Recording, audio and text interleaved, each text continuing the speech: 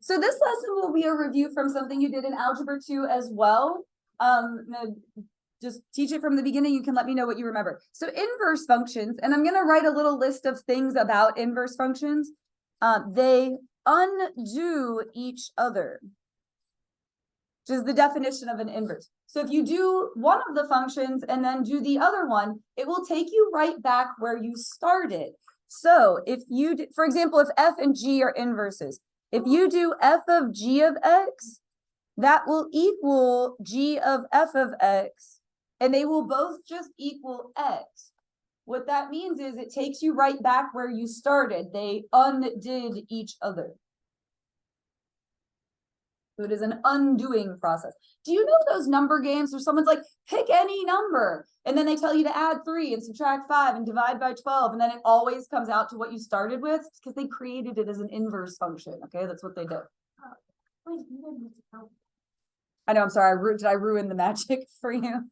All right, so the way that you find an inverse function is you switch x and y. You reverse x and y. Now, as foreshadowing for next time we're going to do the domains of them, okay? So I'm going to go ahead and write it now. If you switch x and y, it means your domain and range are reversed. It's not a difficult concept. You just switch them. So don't overthink that. All right. And that's like what next time's lesson is on. I'm writing it here, but that's what we're going to do next time. Okay. And if you look at them visually, which you might notice some grids later on the paper here. Okay.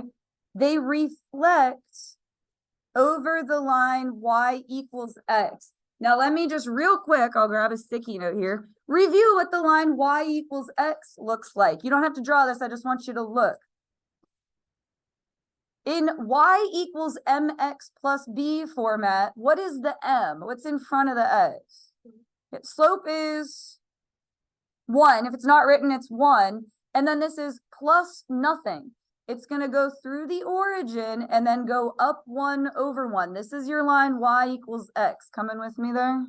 Okay, because sometimes if I don't take the 3 seconds to go over that, when I go and graph y equals x, everyone's like, what on earth is that? That's what y equals x looks like, okay? So are these inverses, yes or no? You have to show all the work. What happens here, and I get it, because you guys are advanced students and you're all brainy, is people start to do it in their heads. But I can't grade what happens in your head. I can only grade what's written here, so you have to write it. It's my speech on that. You're going to find f of g, and you're going to find g of f. And yes, you have to label them because they're different. Having to write this always frustrates everyone because they're like, Ms. Cole, I can do it in my head. I'm like, great, but you have to write it, right? Hoop jumping, get used to it. That's what most of your adult life is going to be, is jumping through hoops. So do it, okay? So for f of g, g gets plugged into f. This whole thing gets plugged in over here. So you're going to have 1/3 times that entire thing plus 2. Now, here's the other thing that happens is people have a preconceived notion that they think it's going to be yes or no, and they try to force it to conform to what they think it's going to be. Don't do that. Just see what happens. We're just going to see what happens. You need to distribute the 1/3. That would give you what for this first part? Yeah, just 1x, cool, minus 1/3 times 2 is 2/3. Good, you guys are good with the fractions. Now, don't write plus 2. This is more quiz review for practicing the fractions. 2 is how many thirds? 6/3. Good. And so when you combine that together, -2/3 plus 6/3. Good. So you get x plus 4/3. Here's the other thing that happens. Is that just plain x? No, it's x plus 4/3. So are they going to be inverses? Yes or no? No. And then people are like, well, I don't want to do the other half of the problem. I feel you on that, but I'm awarding points for it, so you still have to do it. It's kind of like if you want points, you have to do the work. If you want a paycheck, you have to go to work, is how that works, okay? So we're going to plug f into g. I know you like all hate me right now. You're going to take this 1/3 x plus 2 and plug it in over here. So it's going to be 3 times this entire thing, and then minus 2. You'll all be okay. Everyone does fine with it every year. You just have to write it out. Okay. So when you distribute the 3, that will give you just x plus what? 6. Good. And then minus 2. And then that combines to be x plus 4. And then the answer is no. They are not inverses because they didn't come out to just x.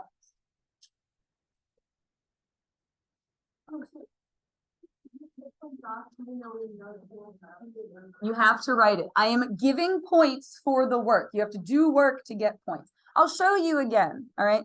We're going to do f of g and g of f. To be real honest, remembering from last year, that was the most common thing that I had to take points off is people didn't label them. And the reason you have to is because they're different. You have to show that you know which one's which.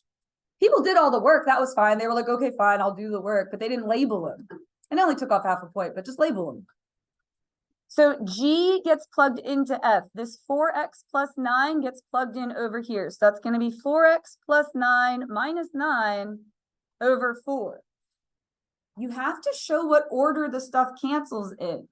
You can't just slash it all out and write equals x. I have no idea if you understood what happened or not. What cancels out first, the 4s or the 9s? The 9s cancel first. You get 4x over 4. Then the 4s cancel and you get x. So you already know the answer is going to be yes. It came out to just x, but you still have to do the other one because I'm going to give you points for it. You're welcome. I'm going to give you points for something simple and easy where you already know what the answer is. So view it like that. Do you remember the synthetic division where the remainder was going to be 0 and you knew what the answer was going to be, but you still had to do it? View it like that, okay? So here F gets plugged into G. This entire fraction gets plugged in over here. So you're going to have 4 times that whole thing plus 9. And again, you just have to show what order the stuff cancels in. So what cancels first in that one? The 4s or the 9s? The 4s are going to cancel. You get x minus 9 plus 9, which is just x. And so the answer is yes. They are inverses. They undid each other. You do one, then you do the other. It brings you right back where you started. So they undo. For these, I color code. If you want to grab 2 different colored pens, you can. It's not necessary. And the colors don't show up real great up here anyway, but if you feel like it and you want to grab 2 different colored pens, you can do that. So I would do the graphing first before even working out the problem, okay? My original function is going to be pink and my inverse is going to be green. If you want to match with me, it's not going to show up great up here, but if you want to match, you can. All right, so I'm going to make the original function be pink. This is welcome back to Algebra 1 class, all right? You would start at -2, which is right there, go down 2. It's a shift down 2 if you want to think of it that way. And then your slope is 3. What does that mean you do? Perfect. Go up 3 over 1. And then just keep going up 3 over 1. I tell my Algebra 1 students, when they say, how many points do I have to plot? I say all of them, as many as will fit. Because if you can count to 3, you can do it. Okay? So how many points? All of them. As many as will fit.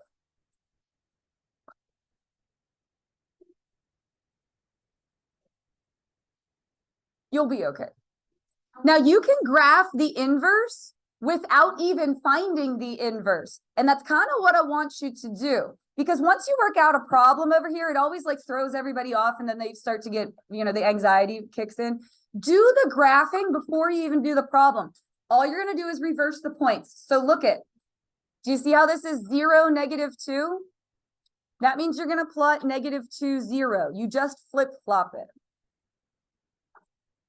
Do you see how this point is, what is that? -1, 2, 3, -5. Do you see that? -1, -5. What I'm pointing to? So we're going to do -5, -1. Yeah, you did this last year. This is not new. And then do you see how this point is -2, -8, you're going to do -8, -2. Now, my hope would be that once you do a couple of them, your slope instinct would kick in and you could just keep going. What's going to be the slope of this line? And if the other one was 3, does it make sense that this one is 1/3? Yes. So just keep going up 1/3. And then this is optional. You do not have to do this. But if you want to dot in that line y equals x to show the reflection, it's a way you can check your work. Does it look like it reflects? Yes. If it looks super wonky, then you know you made a whoopsie somewhere.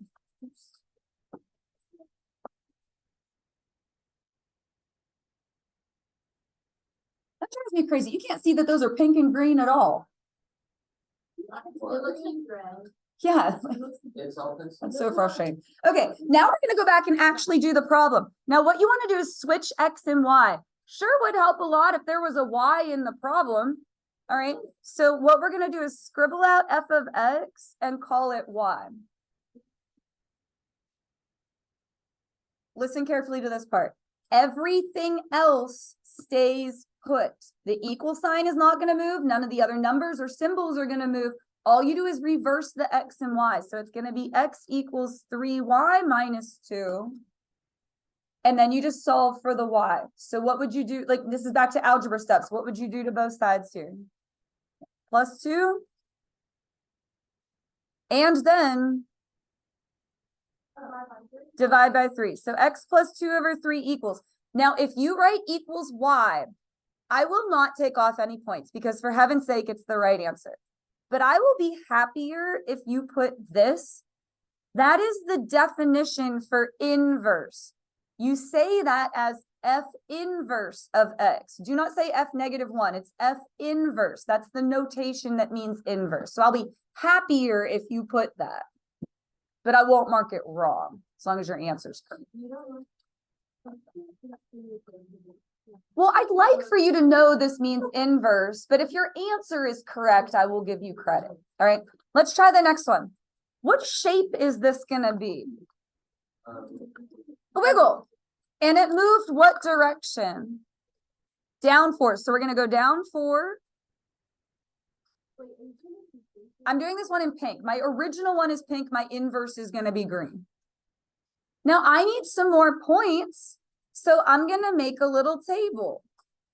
What do you want to try and plug in? Let's get it together. We already did 0. 1. Those are the two best choices. Let's plug in 1. 1 cubed.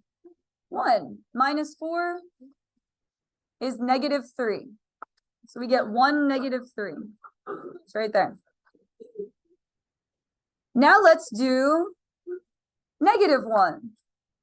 What is -1 cubed? -1 minus 4. Good. Hey, get it together. Shh, bless you. Now, it looks linear. So you have to know that it's going to wiggle. You have to know that it's going to look like that.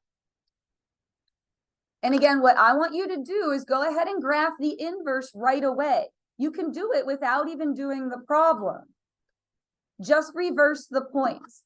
So if this is 1 -3, what are we going to plot?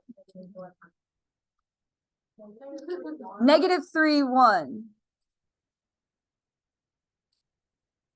And then instead of 0, -4, you would have -4, 0.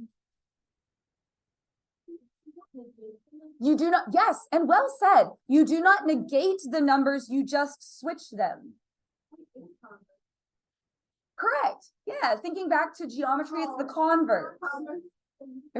You're not negating them, you are just reversing them. So what would this one be if you reverse it?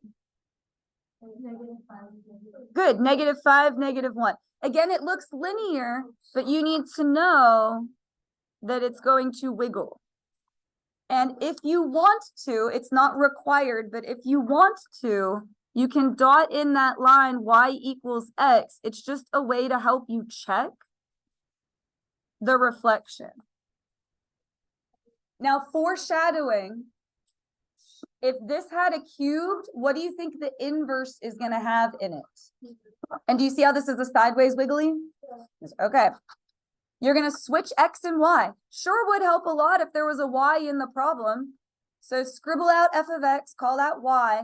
Everything else, all the numbers, all the symbols are not gonna move. You just switch the X and the Y. So X equals Y cubed minus 4. And then you just solve from there. So what would you do to both sides? Good. So X plus 4 equals Y cubed. Good. Cube root X plus 4 equals, and again, I would like for you to put inverse notation.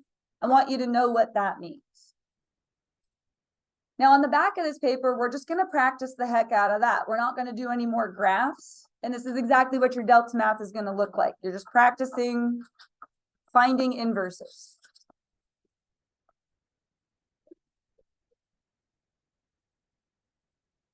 So you're going to scribble out f of X, call it Y. This should not take too long, but you guys need to like focus back there. So everything else stays put. You're just going to switch X and Y. It'll be X equals 2 over Y minus 1. This one's a little tricky because there's a fraction. What would you do to both sides to get rid of the fraction? By this one. Now you need to give it a hug though, but you are going to multiply that over. So you would have Y minus 1 times X equals 2. Algebra is just moving stuff. Just move it to the other side. Then what? We're going to divide by, I heard somebody say back there, divide by X. That'll cancel those out. You would have Y minus 1 equals 2 over X. Don't be surprised that there's a fraction. Good. And then plus 1. It is inverse equals 2 over X plus 1. Again, if you write Y, I will give you credit. I just won't be as happy inside.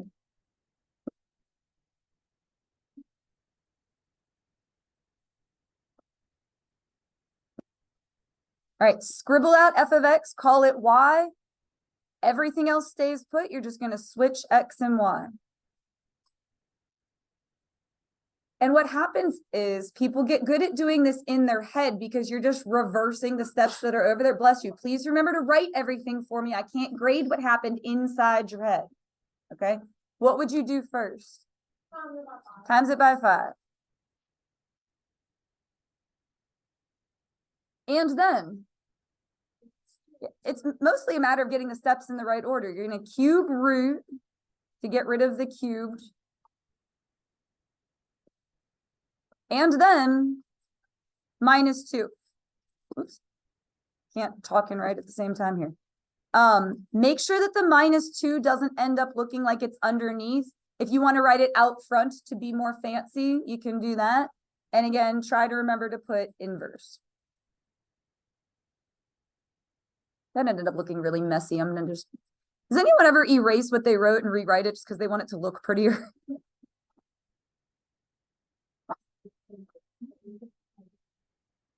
All right, we're gonna switch X and Y. Scribble out f of X, call it Y. Everything else stays put. So X equals 1/3, 5th root, Y plus 8. And again, I know you're going to know the steps. It's just a matter of getting them in the right order. You're trying to undo what's there. So what would you do first? Good. Times by 3. That's going to get rid of the 1/3. You're trying to undo all the things. Like you're reverse ordering everything. It's like literally the definition of an inverse. All right. How do you get rid of a 5th root? Don't hurt yourself. It's to the 5th power. I knew what you meant. That was really cute. You're going to square 5th. I like that. We're going to square 5th. You're going to take it to the 5th power. I like that. I'm not going to yank you in the hall and make you take a verbal exam like in Spanish class. Okay. That was awesome. All right. And then last step is minus 8.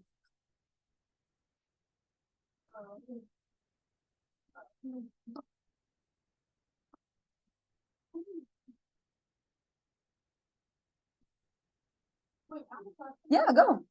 What side do you write? Inverse. I do not care. Oh, yeah. Oh, or did you erase it from over here and put it on the left side? Oh, just because that's where the Y ended up. It just wherever that ends up is where I write it. It doesn't really matter. All right, scribble out f of x, call it y. We're gonna switch x and y. I'm trying to make it like as confusing as possible to see if I can trick you. But I bet I can't because you guys are all brilliant. All right, you're undoing the steps. So what do you move over first? Times by 6. Again, you're just moving the 6 to the other side. Algebra is just moving stuff.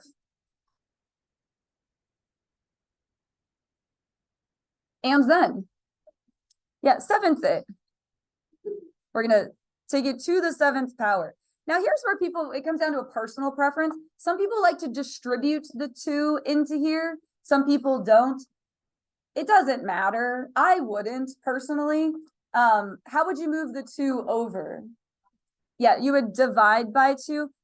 Personally, I think that's easier, but some people don't like having the parentheses there and want to distribute. That's valid, whatever. You're going to end up with an 18 in your answer. It's fine. Right. And then last step would be +9. And so the reason I'm writing the inverse on the right side is just because that's where y ended up. You can put it on the left side. It doesn't make a difference.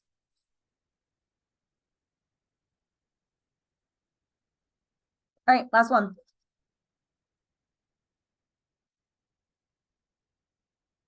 So you're going to switch x and y. Everything else stays put. Comment? Question? Can I add to the discussion?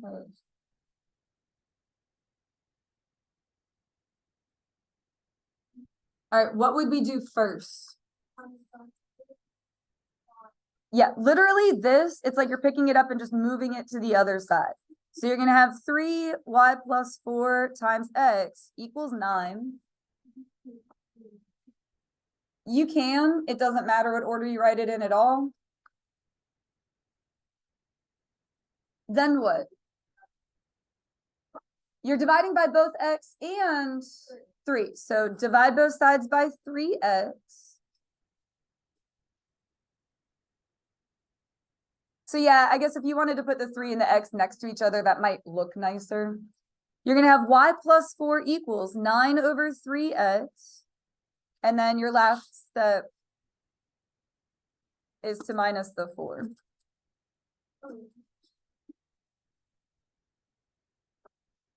And I'm going to say this while it's still on the recording, so that if you were absent and you're watching this, Delta Math only offers multiple choice questions on this.